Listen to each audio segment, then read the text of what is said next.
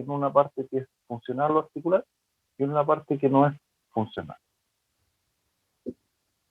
La fosa mandibular es cóncava anteroposterior y lateralmente, y lateromedial es cóncava, ¿no es cierto? Tiene una forma elipsoidal u oblonga, dependiendo cómo se quiera describir. Lo más relevante es que el eje mayor va hacia atrás y hacia adentro, como ustedes ven ahí en las imágenes, y tiene esta forma para alojar también la misma dirección que tienen los cóndilos. Entonces están dirigidas hacia atrás y hacia adentro para que también los cóndilos que tienen la misma dirección de la mandíbula puedan, ¿no es cierto?, articularse con la fosa. Algunas características importantes: el techo de la fosa, ¿no es cierto?, tiene un espesor bastante delgado, como se ve ahí en la imagen, tanto en el dibujo como arriba en la imagen, y separa la articulación temporomandibular de la fosa craneal media. Es una estructura, ¿no es cierto?, muy delgadita, que por lo tanto no está diseñada para absorber cargas de la articulación. Como aparece especialmente, se puede observar en el dibujo, ustedes van haciendo la homologación al corte que hay arriba. eh, las superficies óseas que se articulan, ¿no es cierto?, son convexas, que es el cóndilo con la vertiente posterior de lo que vamos a escribir como el tubérculo articular. Es decir, el cóndilo no va al fondo de la fosa, sino que se enfrenta a esta vertiente posterior del tubérculo articular. Como habíamos comentado en la versión anterior, a la fisura tímpano-escamosa y petroescamosa es articular y es de la fosa mandibular y está recubierto por un tejido fibroso. La porción posterior a esta fisura, ¿no es cierto?, es extraarticular y corresponden a la pared anterior del meato acústico externo.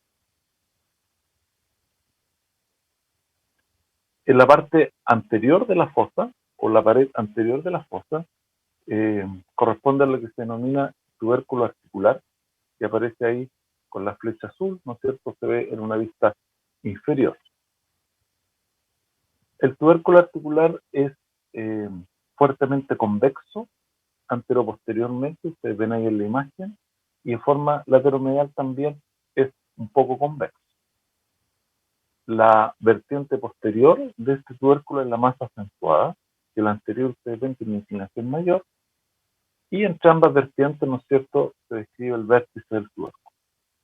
Los movimientos funcionales de la articulación recorren principalmente la vertiente posterior y el tubérculo. Es decir, un poco ahí como está esta imagen, esta representación, es la posición correcta en la articulación. Se tiende a veces a pensar que el cóndilo, por ser convexo, va al fondo de la fosa que es cóncava, de la fosa mandibular. Pero funcionalmente, como habíamos visto en las imágenes anteriores, como vimos en la animación y como vemos en esta reconstitución, el cóndilo que es convexo se enfrenta a la vertiente posterior del tubérculo articular, que también es convexo.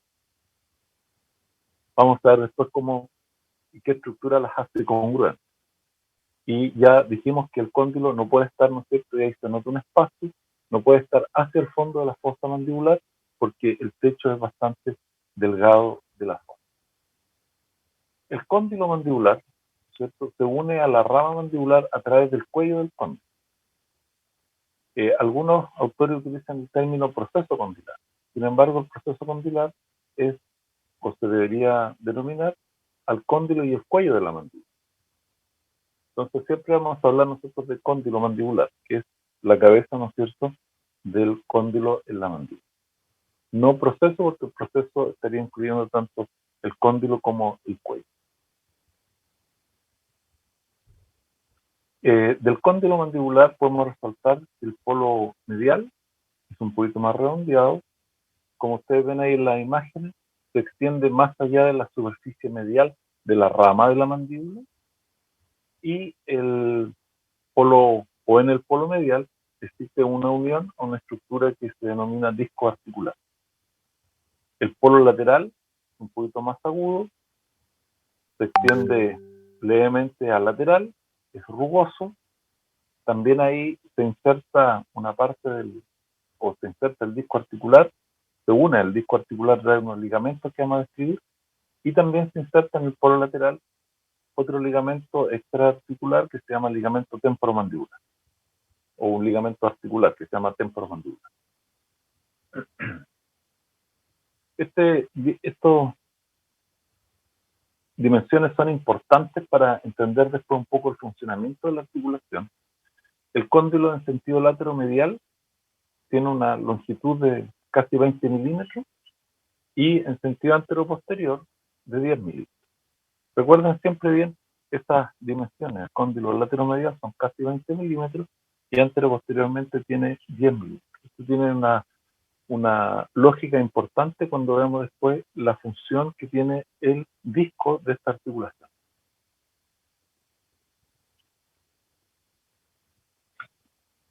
El polo lateral es fácilmente palpable.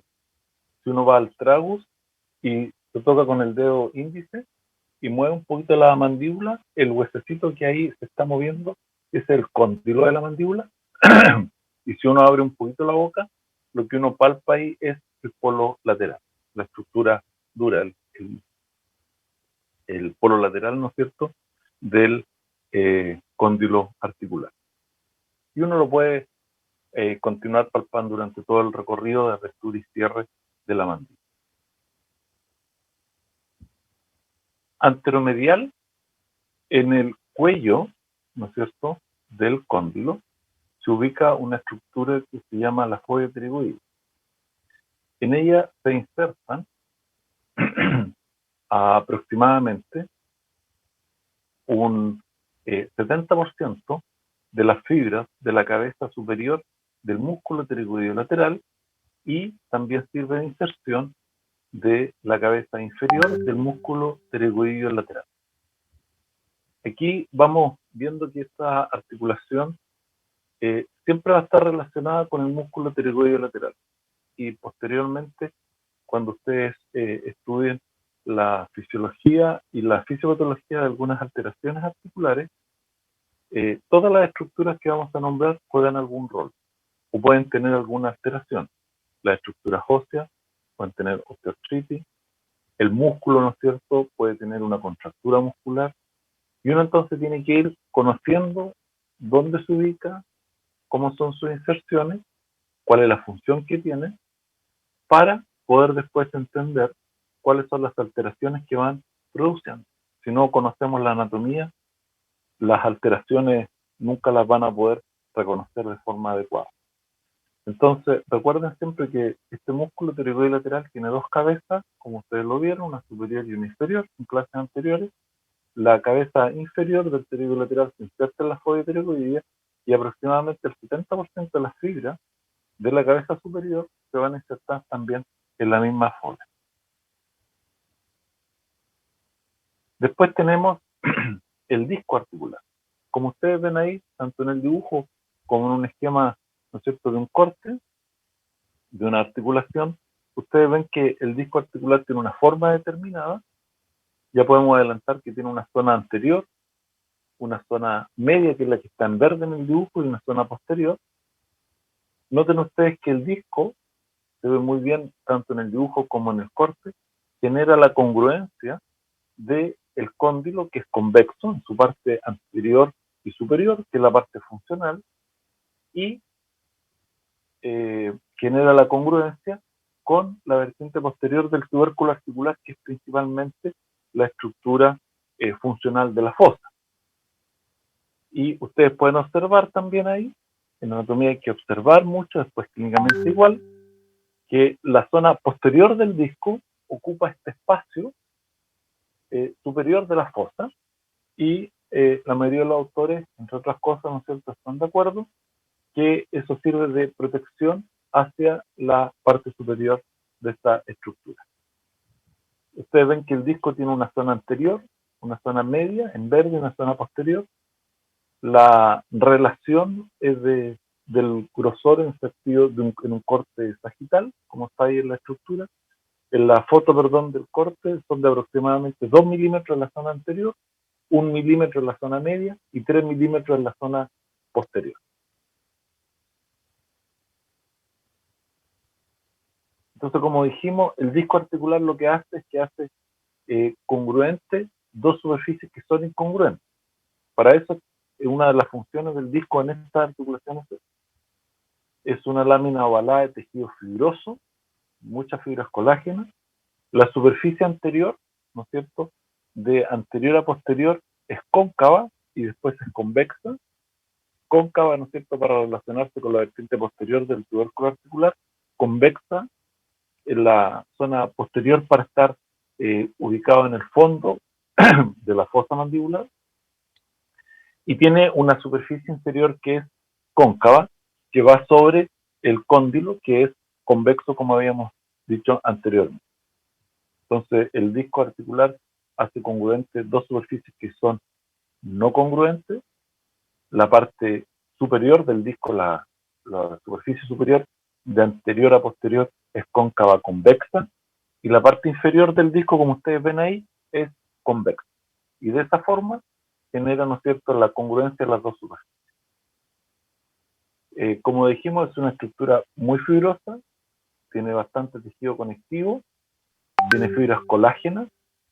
Lo más relevante de esto es mencionar que la zona central del disco, el disco, siempre uno utiliza un poco estos cortes así sagitales, pero el disco es como un sombrerito, es como una boina que va en la superficie superior del cóndilo. Y la parte central del disco, es avascular, no tiene vascularización, porque es la parte donde se produce mucho roce, mucha presión y mucha fricción. Por lo tanto, si estuviera vascularizado o si estuviera muy irrigado, obviamente eso produciría dolor e inflamación.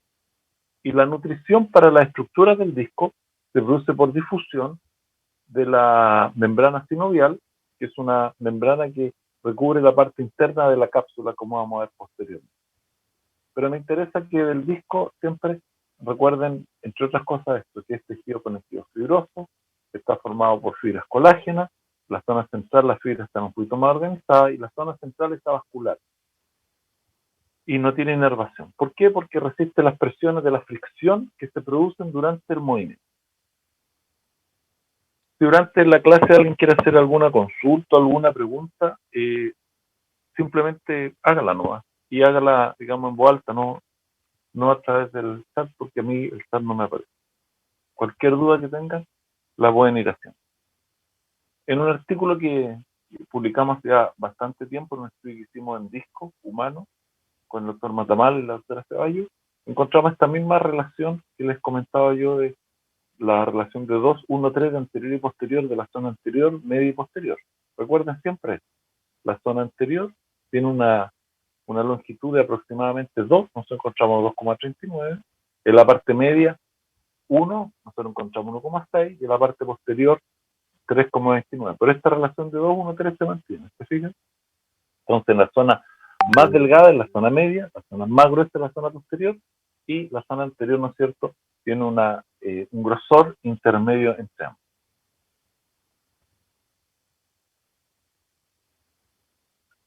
Ahí tenemos algunas fotos de los discos que utilizamos en este momento. Este es un disco articular. Ahí ustedes ven, ¿no es cierto?, la forma que tiene. Ahí está la dimensión antero-posterior y lateral.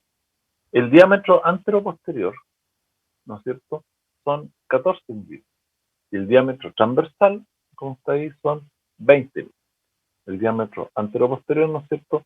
Esta es una vista superior, ¿no es cierto? Si ustedes se acuerdan de las dimensiones que tenía el cóndilo, la dimensión transversal o lateromedial es similar, 20 milímetros. Sin embargo, el cóndilo mide antero-posterior 10 milímetros y el disco mide casi 15. Y esta diferencia, vamos a explicarla después, tiene una cierta lógica. ¿Qué es esto? El disco, ¿no es cierto?, aparte de hacer congruentes las superficies, acompaña el disco en todo su recorrido, como ustedes ven ahí en la imagen, ¿no es cierto? Ahí otra es una imagen de una resonancia. Y si ustedes ven en este dibujo, el disco va avanzando anteriormente, se traslada y se rota, este es el movimiento articular, y el disco siempre se mantiene relacionando la superficie ósea a través de su parte intermedia. Y eso es posible porque cuando el disco, cuando el cóndilo rota y se traslada anteriormente, el disco rota y se traslada posteriormente, levemente. Rota posterior. O sea, el cóndilo rota en sentido anterior y el disco rota en sentido posterior, para poder mantener siempre relacionadas ambas superficies óseas a través de la zona intermedia.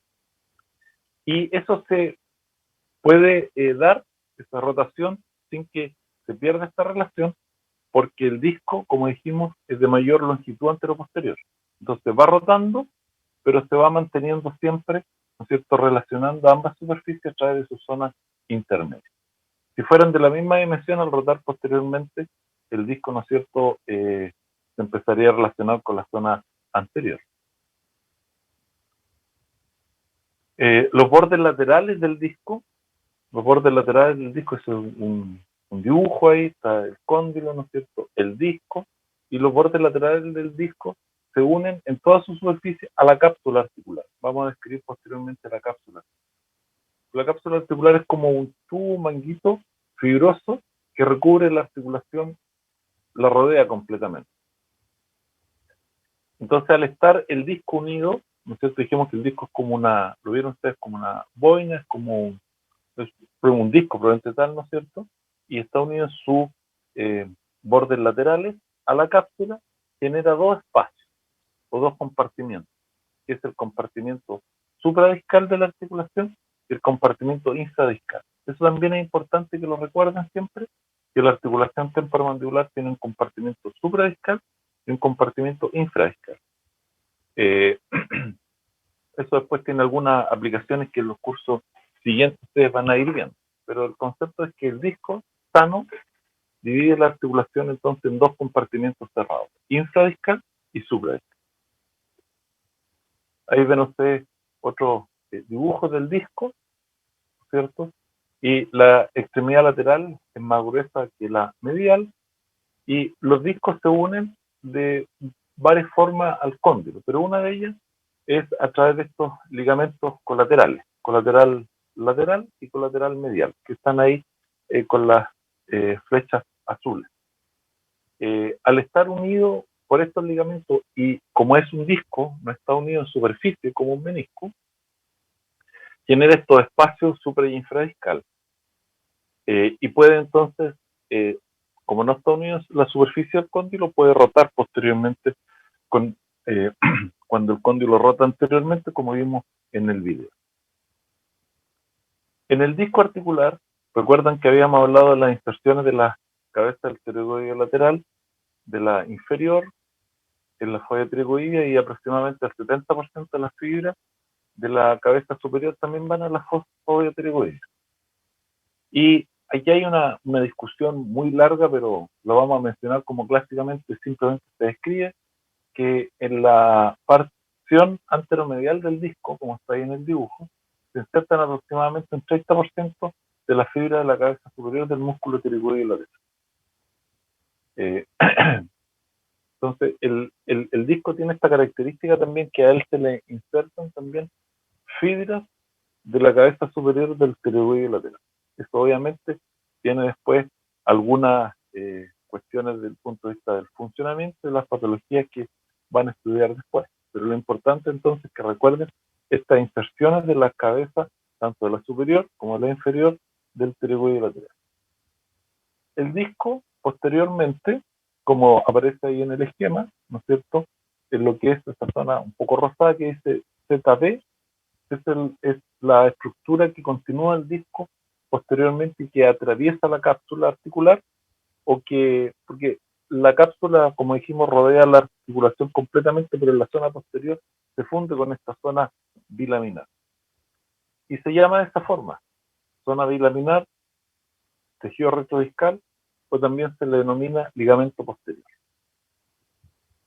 Vamos a comentar por qué tiene esos nombres. Tejido retrodiscales porque está en la parte posterior a retro, ¿no es cierto?, del disco. Zona bilaminar porque vamos a describir dos láminas de fibras distintas que unen el disco tanto al cóndilo como a la pared posterior de la fosa. Y ligamento posterior es un término más que utilizan los americanos, pero es interesante de tenerlo presente justamente porque las fibras que unen el disco, ¿no es cierto? Ellos entonces definen que también se podría llamar ligamento. Pero es la misma estructura, el ligamento posterior, zona bilaminar o zona retrodiscal. Y este ligamento posterior, ¿no es cierto?, tiene estratos de fibras elásticas en la parte superior que van desde la pared anterior del meato acústico, ¿no es cierto?, hasta el margen posterior del disco, en la parte superior, y el estrato inferior de fibras de esta zona son fibras colágenas principalmente, que van a insertarse al margen posterior del cuello del cóndilo. Entonces, esta zona bilaminar tiene una lámina superior que son fibras elásticas que van desde la porción posterior del disco hacia la pared anterior del meato, que es la pared posterior de la fosa, y de ahí, y también hay un estrato inferior, que son fibras colágenas que van de la parte inferior del disco en su margen posterior y se van a insertar al margen posterior, ¿no es cierto?, del cuello del cóndilo. Entre ambas láminas existe mucha irrigación y mucha inervación. Y por eso es que a esto se le denomina también ligamento posterior, porque está formado, ¿no es cierto?, por estas estructuras de fibras elásticas en la parte superior y fibras colágenas en la parte inferior. También siempre recuérdenlo que el ligamento posterior o la zona bilaminar o el tejido retrodiscal, como se denomina, tiene una lámina de fibras elásticas, tiene una lámina de fibras colágenas y entre ambas mucho tejido areolar laxo y tiene mucha irrigación e inervación, como aparece ahí en el esquema. Entonces, esta zona del ligamento posterior de la zona bilaminar nunca tiene que ser presionada, ¿no es cierto?, por el cóndilo. O sea, no es que hay una error ahí, no es el disco, es por el cóndilo. Porque como vemos ahí en las dos imágenes, la zona funcional siempre del cóndilo va a ser enfrentar la cabeza, o sea, la porción anterior y superior del cóndilo a la vertiente posterior del tubérculo articular, interpuesto el disco articular entre ambas. Ahí vemos que la parte posterior gruesa del disco articular ocupa la parte superior de la fosa y tiene que quedar siempre este espacio entre la vertiente posterior del cóndilo, la parte posterior del cóndilo, con la pared posterior de la fosa. Y en este espacio se ubica este ligamento posterior o zona bilaminar con un estrato inferior de fibras colágenas, que están ahí con un anaranjado en el dibujo, un estrato superior de fibra elástica, que está representada por estas líneas verdes, y esa zona además está sumamente irrigada e inervada. Irrigada, ¿no es cierto?, tiene tanto irrigación arterial como drenaje venoso y tiene mucha inervación. La mayoría de la inervación a la articulación llegan por esta zona.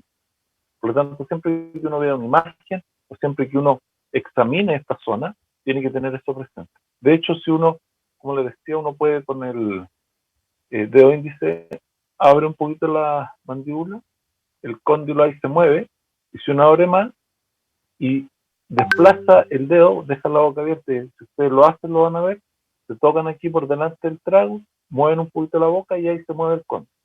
Ustedes abren bastante y por detrás, ¿no es cierto?, se genera como una cavidad.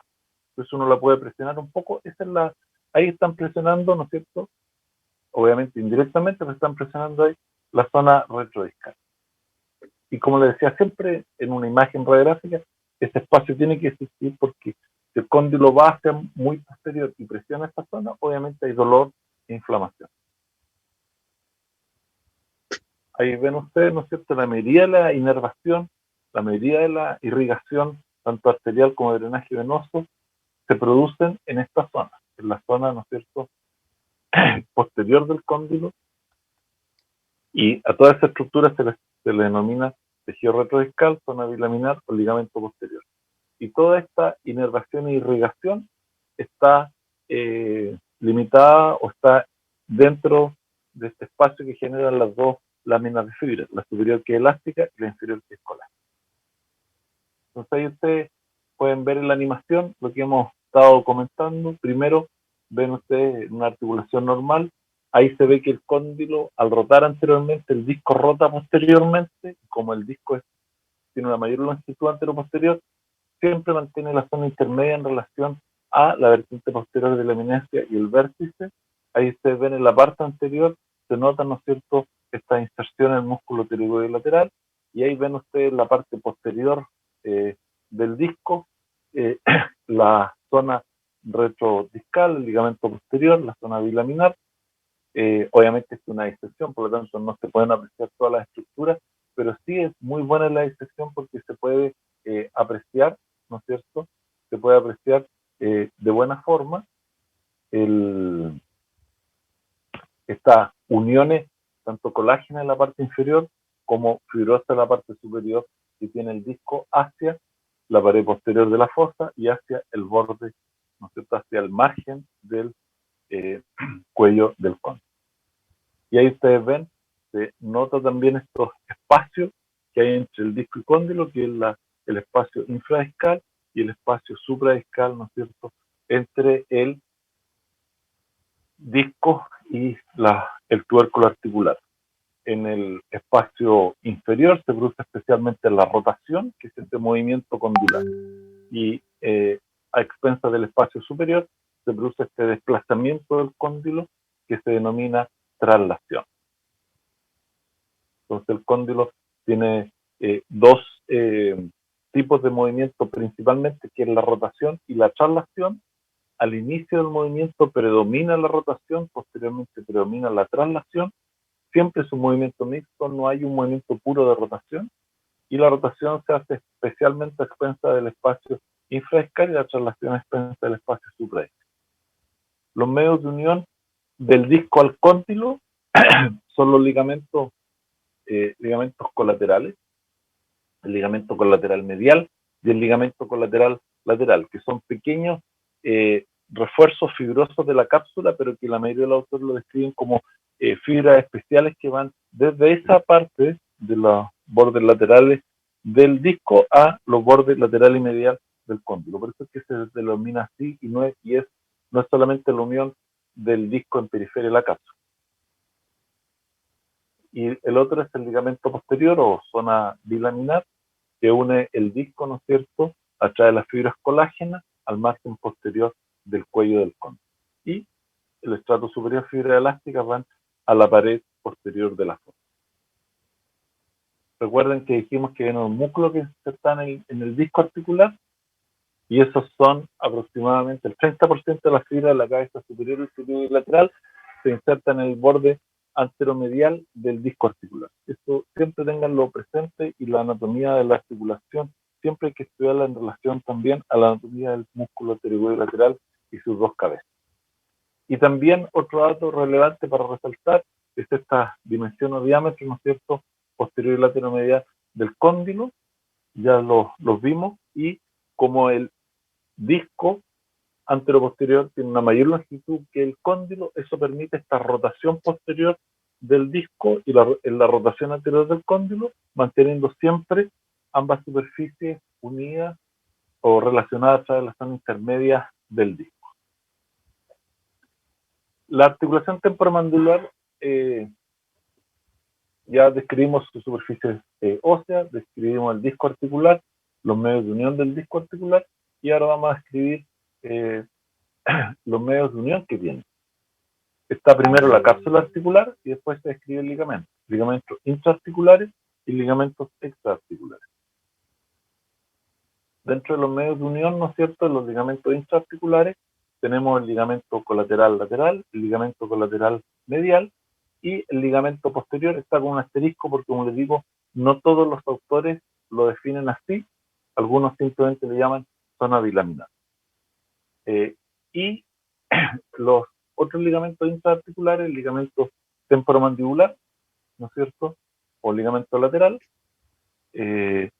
lo pongo con un asterisco también porque no queda tan claras las clasificaciones si debería ponerse como ligamento capsular o un ligamento extracapsular, pero nosotros lo dejamos entre los ligamentos intraarticulares. Y algunos autores describen un ligamento medial, pero que a nuestro juicio no existe, simplemente un engrosamiento de la cápsula. Aquí vemos entonces los ligamentos colaterales, lateral y medial. Va el colateral medial, ¿no es cierto?, del polo medial del disco al polo medial del cóndilo, y así también el lateral. Son las prolongaciones laterales del disco sobre los polos del cóndilo, que están conformadas por fibras colágenas, son medios de unión que presenta el disco, ¿no es cierto?, con el cóndilo, y estos permiten una rotación, vamos a insistir en eso, una rotación, ¿no es cierto?, del disco a posterior hacia atrás, ¿no es cierto?, en sentido contrario al cóndilo, sin que, y mantiene obviamente a través de estos medios de unión, se mantiene firme al cóndilo, el disco, y puede tener este movimiento porque está insertado por estos ligamentos, por la cápsula también lo mantiene en posición, ¿no es cierto? Y no es un menisco, no está unido a superficie al cóndilo. El ligamento posterior ya lo habíamos descrito, ¿no es cierto? Son fibras, un estrato de fibras superiores que son elásticas y un estrato de fibras inferiores que son colágenas. Las fibras colágenas del estrato inferior lo que hacen es que impiden el desplazamiento del disco anteriormente. O sea, cuando un disco se desplaza anteriormente, eso lo vamos a ver después, el próximo año en fisiología oral, hay que tener siempre presente que todas estas estructuras anatómicas, cuando hay alguna alteración, también están alteradas, porque las estructuras están diseñadas, en este caso, estos medios de unión, para mantener el disco en posición.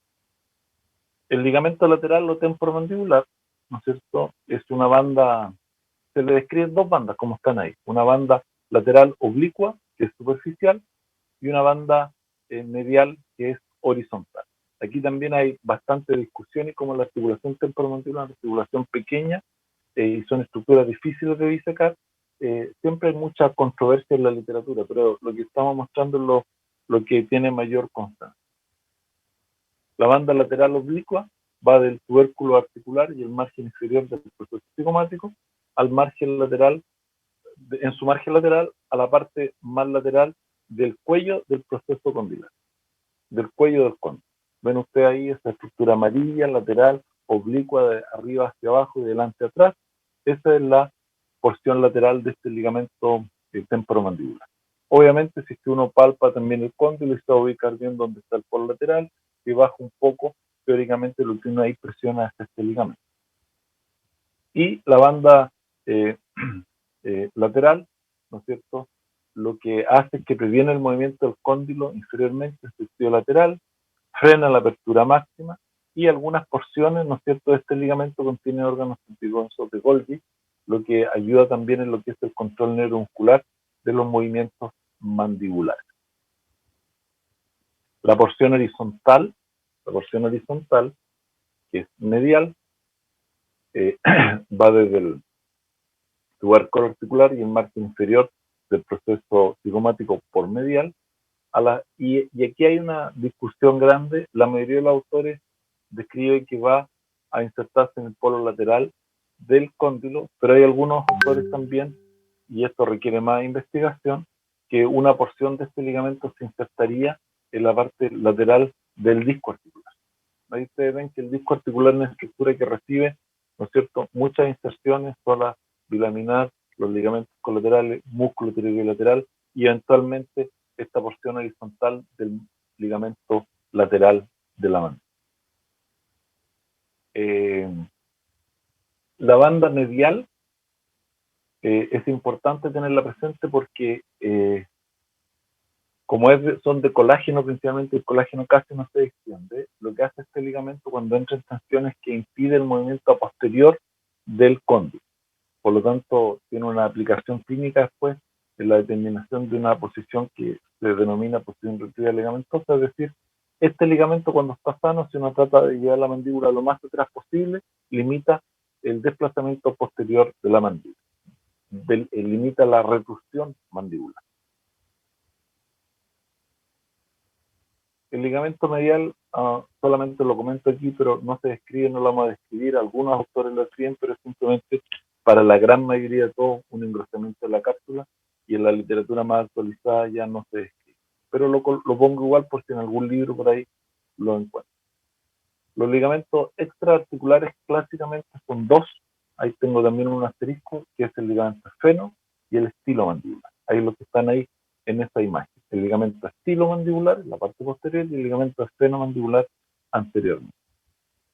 El ligamento esfenomandibular nace en la espina del esfenoide, en el proceso, en la apófisis espinosa del esfenoide hasta la língula del foramen mandibular, en la cara medial de la rama. Un ligamento que viene, ¿no es cierto?, de la base del cráneo y se inserta medialmente en la rama a nivel de la língula. También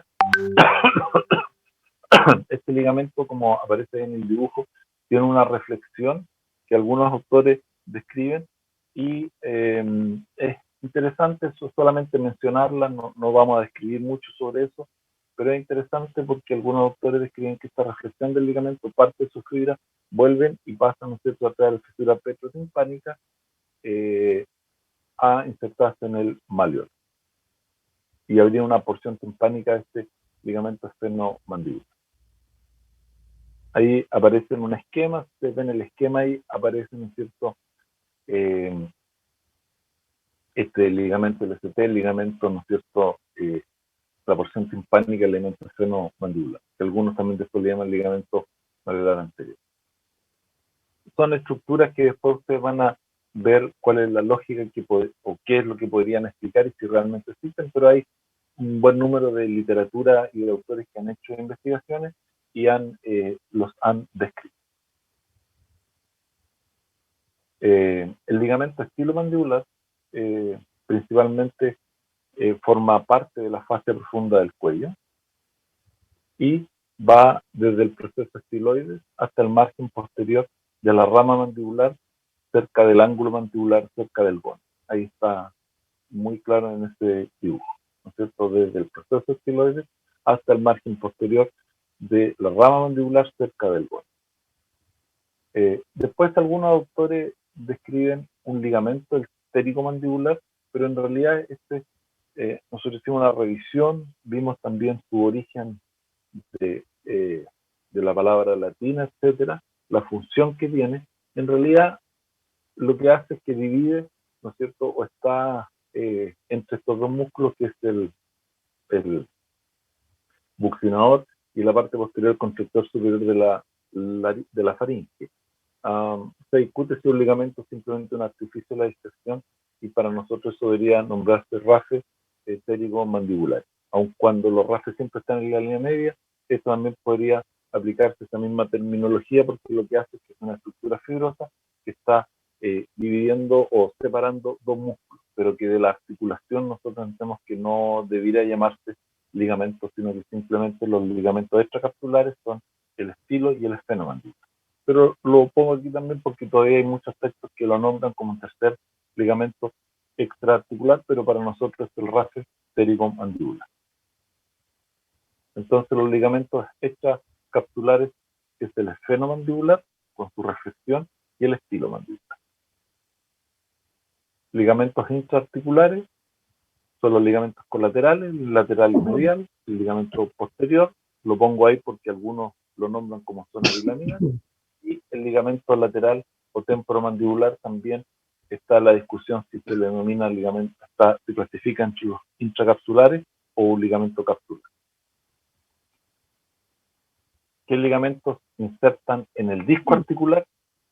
Son los ligamentos colaterales, el lateral y el medial, el ligamento posterior y la banda horizontal del ligamento lateral. Eso son todas las estructuras ligamentosas, aparte de la cápsula, que se insertan en el disco.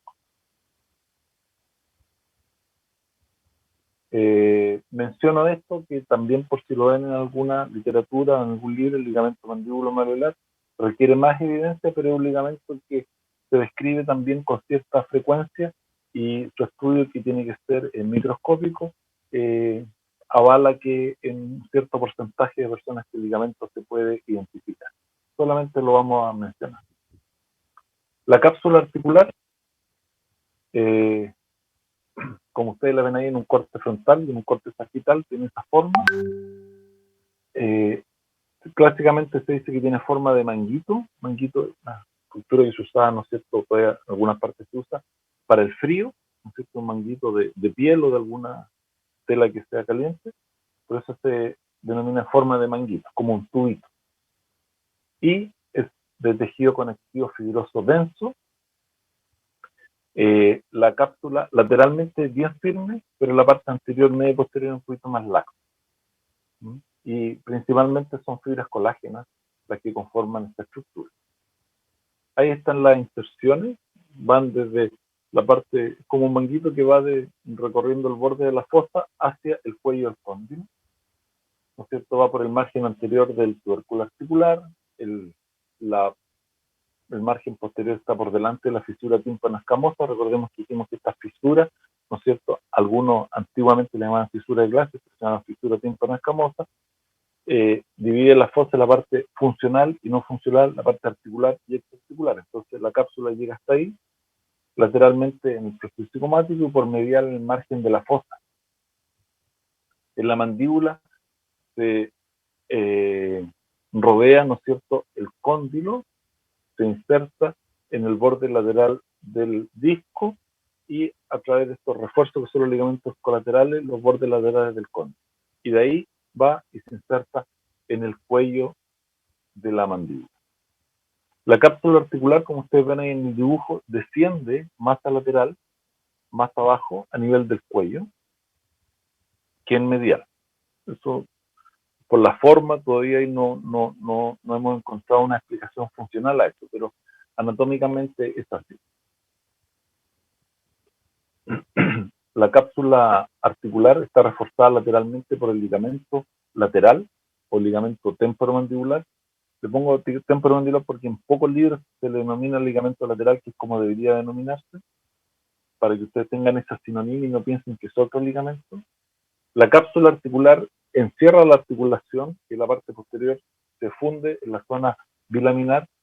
La cápsula no tiene mucha capacidad de estiramiento, no más allá de un 10%, y contiene dentro, entonces ayuda a contener dentro el líquido sinovial. El líquido sinovial, dependiendo de un autor a otro, es aproximadamente 1 a 2 ml, y lo vamos a encontrar confinado en el espacio supradiscal y en el espacio infradiscal. Eso es importante que lo tengan presente. La cápsula articular internamente secreta este líquido y que se confina dentro de la articulación en el espacio infradiscal o supradiscal. Y cuando eso se inflama, cuando la articulación se inflama, cuando la sinovial se inflama, se genera, ¿no es cierto?, un exceso de líquido sinovial. Y eso después en algunos casos hay que extraer. La cápsula articular también tiene terminaciones nerviosas, tiene corpúsculos de Pacini para la presión, corpúsculos de Ruffini, receptores de Golgi, que van ayudando también, junto con lo que está en el ligamento colateral, a la información sensitiva trigeminal. La ubicación espacial que nosotros podemos darle a la mandíbula, porque si uno se concentra y mueve la mandíbula, sabe, sin verla, aproximadamente la ubicación. Esto se da a través, ¿no es cierto?, de estos receptores de Golgi principalmente.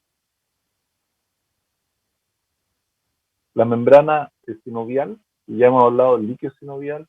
La membrana, y dijimos que a través del líquido sinovial se produce también la nutrición del disco, en su parte media se acuerdan era vascular, y la membrana está en la parte interna de la cápsula articular. Después en fisiología general vamos a describir un poquito más de esto, pero secreta lo importante, que secreta el líquido sinovial y provee entonces los elementos nutricios y metabólicos para las superficies vasculares, que es principalmente el disco. Tiene una cierta capacidad inmunológica, lubrica, esto es lo más importante, lubrica las superficies articulares, tiene ácido hialurónico, lubrica las superficies articulares, porque están en constante fricción, más que presión en fricción, y las estructuras entonces, para que no se vayan desgastando o dañando, están constantemente lubricadas a través de algunos mecanismos por el líquido sinovial que secreta esta membrana sinovial que está en la cara interna de la cápsula articular. Y obviamente la cápsula también lo que hace es que confina el líquido sinovial dentro de la articulación. Entonces tiene principalmente estas 4 funciones, probablemente nutricionales, tiene una cierta capacidad inmunológica, lubrica las superficies articulares, ¿no es cierto?, a través del líquido sinovial, y la cápsula también confina el líquido sinovial dentro de la articulación. La irrigación de la cápsula articular es principalmente por la arteria temporal superficial y la arteria maxilar en la zona posterior, donde a través de la zona bilaminar llega, y la arteria masseterina en la zona anterior.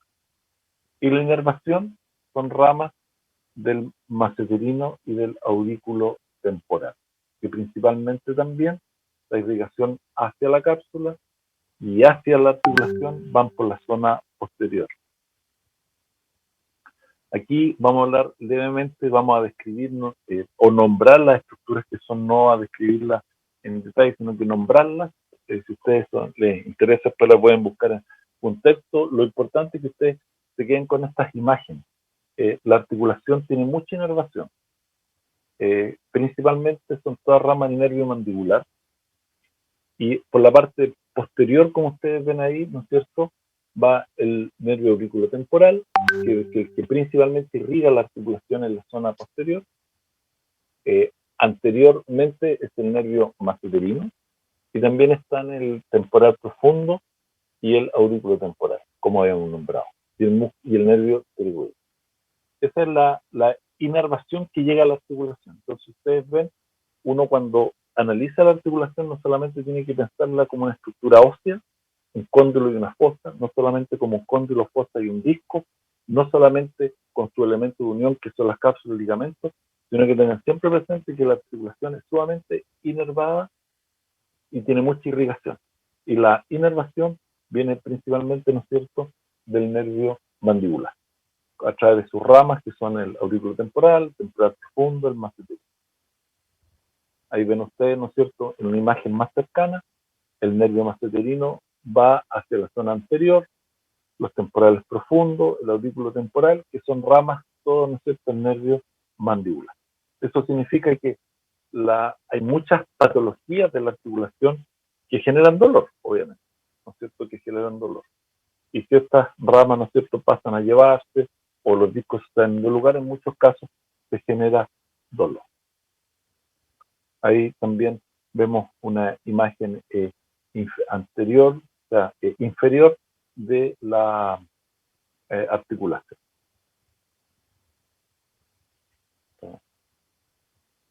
Ahí. Aquí tenemos, ahí, tenemos una imagen de cómo se genera la irrigación, ¿no es cierto? La irrigación viene como base principalmente de la arteria carótida externa a través de la arteria maxilar, de la temporal superficial, de la arteria transversa de la cara, la meningia media, la auricular posterior y la auricular profunda. Esas son las arterias que irrigan principalmente la articulación. Ahí ustedes ven un esquema de la zona posterior, ¿no es cierto?, donde podemos ver que a través de porque esto es un dibujo que muestra solamente la irrigación arterial en la zona bilaminar. Entonces, todas estas estructuras están en ese espacio que genera, ¿no es cierto?, la articulación en la zona posterior entre la lámina superior y la lámina inferior. Tiene un drenaje venoso también grande, hay un plexo pterigoideo, ¿no es cierto? Y estas son las venas, las temporales superficiales, las que van, ¿no es cierto?, a través después de la vena retromandibular, en la que va vaciando todo, ¿no es cierto?, desde la zona bilaminar hacia, se produce el drenaje venoso hacia la vena retromandibular. Ahí tenemos un corte, ¿no es cierto?, horizontal, donde podemos también observar la parte posterior, la parte anterior, la parte posterior, la parte superior de la imagen, donde hay gran cantidad, ¿no es cierto?, de irrigación, inervación, y en la zona anterior igual se da un poco menos, pero igual es una zona muy irrigada y muy inervada. Bien, eso es lo que queríamos comentar hoy día en la clase. Como les digo, en las referencias que están ahí, donde aparece la gran cantidad de la información entregada. Así que espero que les haya servido Cualquier duda se la pueden hacer después al doctor Enrique. Y gracias por la atención y por participar en la clase. Y gracias al doctor Enrique también por la invitación. Bien, le agradecemos al doctor Fuentes por la excelente presentación, ¿no es cierto?, del tema articulación temporomandibular. Recuerden que este tema lo van a volver a ver con el doctor Fuentes en fisiología oral, por lo tanto tienen que estudiar. Bien, jóvenes, hemos terminado la clase de hoy y recordemos que el próximo viernes continuamos con las presentaciones que hace cada uno de ustedes y viene la presentación de miembro superior. Por lo tanto, los alumnos que tienen que presentar miembro superior tienen que enviarme la presentación para revisarla previamente a hacerla aquí en el Zoom. Nos vemos entonces el día viernes, 10 para las 11 de la mañana. Recuérdense que hay 2 periodos el día viernes, como corresponde los días viernes, que son un poco más largos. Bien, jóvenes, muchas gracias por su presencia. Lo estaríamos viendo entonces el día viernes. Y gracias, profesor Fuentes, por su muy hermosa presentación y porque participa activamente aquí también en este curso de primer año. Bien. Gracias. Nos vemos. Saludos. Nos vemos. Chao, chao, jóvenes. Muchas gracias, profe. Muchas gracias. Chao. Profe, gracias. Chao. Chao, que estén Profe. bien. Profe.